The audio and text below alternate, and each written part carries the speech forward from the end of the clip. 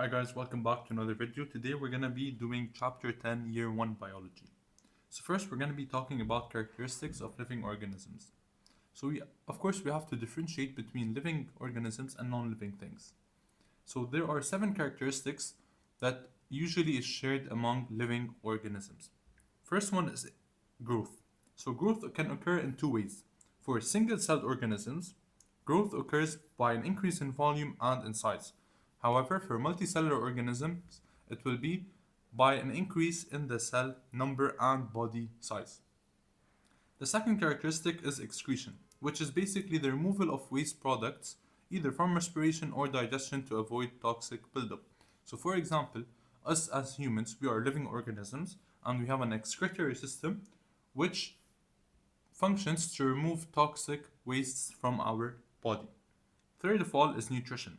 Now, of course, all living things need energy, and they get this energy through feeding either by making their own food, such as plants, as they are autotrophic, or, for example, by feeding on plants or other animals, and that would be heterotrophic. Fourth of all is going to be respiration. What is respiration? We talked about respiration before. It's basically the reverse of photosynthesis, and it's the process where we break down the food we eat into energy. So first we get the food from nutrition, and then we take that food and we break it down into energy through respiration. Fifth is sensitivity, which is the ability to respond to environmental changes. So for example, if I'm in a hot area, I'm going to sweat. The reason behind why I sweat is to cool off my body. So if my body does not respond to the stimulus, which is the hot temperature around me, and then there's a response, which is sweating, my body temperature will elevate super high and it could cause huge issues for me. And also, we can see it in plants as we saw phototropism, gravitropism. So, light is a stimulus, and then the plants sense that stimulus and grow in the direction of the light, and which we called positive phototropism. Sixth is movement, which is basically just a change in position. And here I also give you the examples how plants sometimes show movement when they bend towards the light. And lastly, we have reproduction, which is the ability to produce new individuals either sexually or asexually. And we also saw that in plants before, where we had asexual reproduction and sexual reproduction of plants. So these are the 7 characteristics of living organisms: growth, excretion, nutrition, respiration, sensitivity, movement, and reproduction. Now, back then they were exploring the world. Okay, so there were plants, there were animals, there were multiple organisms. So they wanted to find a way to classify them and put them into different groups. The oldest method usually was based on habitat and movement. So if some organisms live in that area, they group them regarding the area they live in, and they made the division into plants and animals. However, as time, they started to think more and try to break them into smaller groups to make them more specific. So then they started relying on physical structures and evolutionary history, and nowadays we use DNA and protein sequences to compare the DNA. We do DNA analysis and we check the most common ancestor, and that's how we group organisms. Then they came up with 2 systems to classify organisms. We have the 3-domain system and we have the 5-kingdom system. This is just a summary of the 2 systems. When we look at the number of taxa in the 3-domain, it's 8. In the 5-kingdom, it's 7. And the reason is, if you guys can see that in the domain system, we have domain. However, in the kingdom system, we directly start from a kingdom. Okay? Then, most inclusive taxon. So when we say most inclusive, I want you guys to directly think it is the least specific. So most inclusive, that means least specific. So it's going to be the one that holds or under it falls a lot of organisms. So for the 3-domain system, it will be domain. 5-kingdom system, it will be kingdom.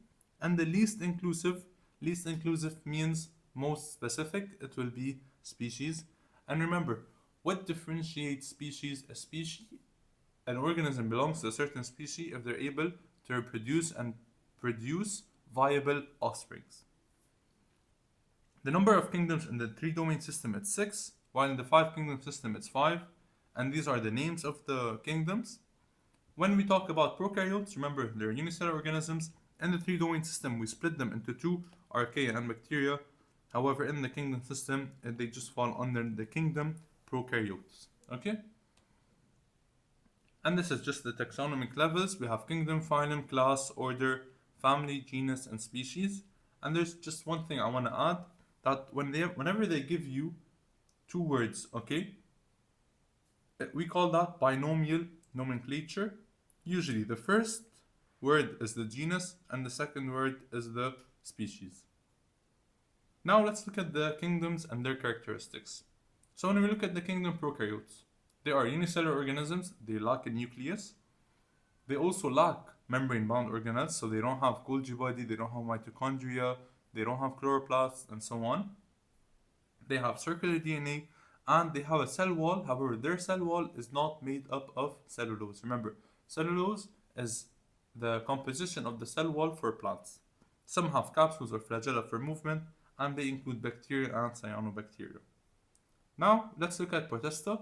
They're usually eukaryotic organisms, and they do not fit into other kingdoms. The reason behind that is that they experience a huge diversity, okay, as we can see from the characteristics. So they can be either unicellular or multicellular. Some have cell walls, others do not. They can be autotrophic or heterotrophic. So as you guys can see, it's very broad. So they usually split them into animal-like, plant-like, fungi-like, okay? Because they cannot group them under one specific one. They just separate them into animal-like, plants-like, or fungi-like.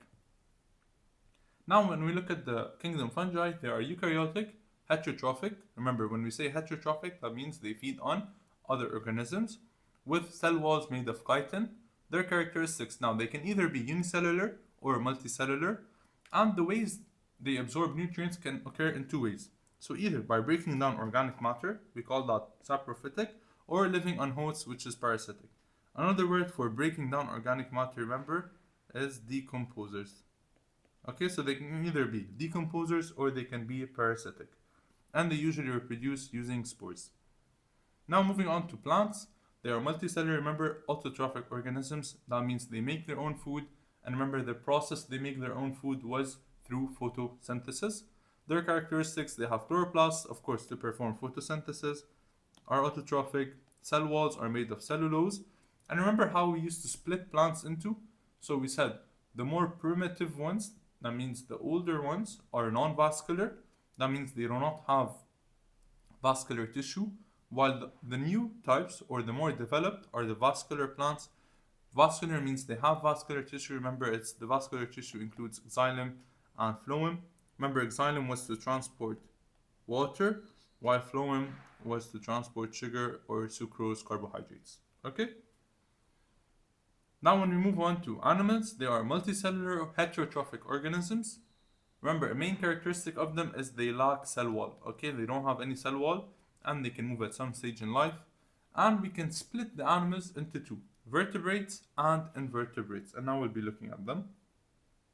Invertebrates are animals without a vertebral column. Okay, from their name, invertebrates, they lack a vertebral column. We have four major phyla. We have arthropods, we have mollusks, we have annelids, and we have nematodes. Okay? Now arthropods, we can split them into four classes. And now we'll be looking at these four classes. However, mainly arthropods have exoskeleton, segmented body, jointed legs. Mollusks are soft-bodied and they usually have a shell, such as snails. Annelids are segmented worms, and nematodes are round worms.